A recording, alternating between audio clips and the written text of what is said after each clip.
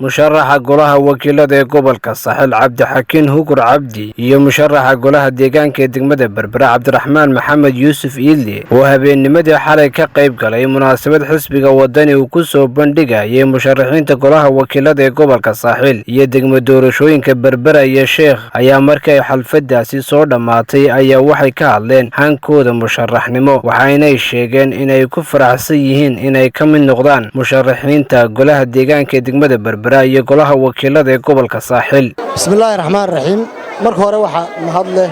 Ilaahay ina abuurtay ee qadarayna halkan isugu nimaadno.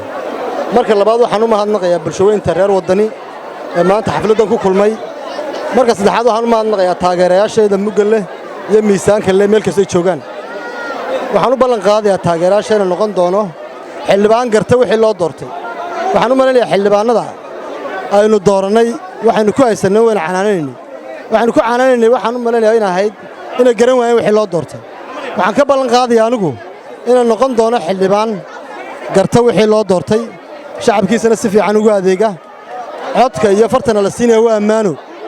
ammaanaduna waxay u baahan tahay in la ilaaliyo oo Ilaahay baa sheegay wuxuu ammaanada cirka dhulka diido bilaadan baa qaaday waxaan ku socnaa waa mas'uuliyadana waxay noqon doontaa deyn sideeda looga soo baxo haddii kale waxa ka dhalan doona deyn Ilaahay xisaabaadna baa ka dambeeya marka waxaan ku ballan qaadaynaa inaan noqono xildhibaano guta waajibkoodii iyo wixii loo doortay waxaan leeyahay codkiina loogu hiiliya farta ayaa halka lagu tagayaa waxaan isku codsanaynaa dhammaan taageerayaashu inay fartooda maalinta 12 May noogu hiiliyaan taasaan guul ku gaari karnaa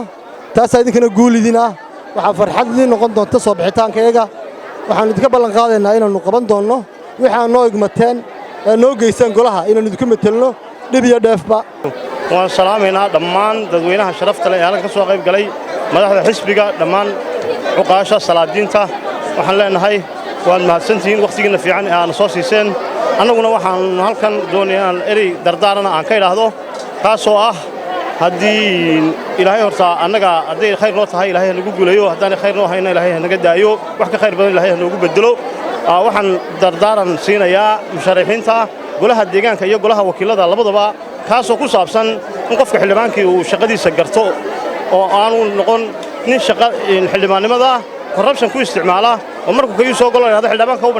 u baneeya xildhibaanku waa ninka israaciya dadka qofka jilicsan iyo kaliita mid walba uu doodo gobolkiisa ilaa heer qaran waxaan markaa ku dardaarmayaa in ay insha Allah sida ay tahay xildhibaannimadu qofku shaqadiisa oo xildhibaannimadu ay tahay uu garto wassalaamu calaykum Cabdirasaaq Qaasim Jaamac wararka telefishinka Badda Cas magaalada Berbera.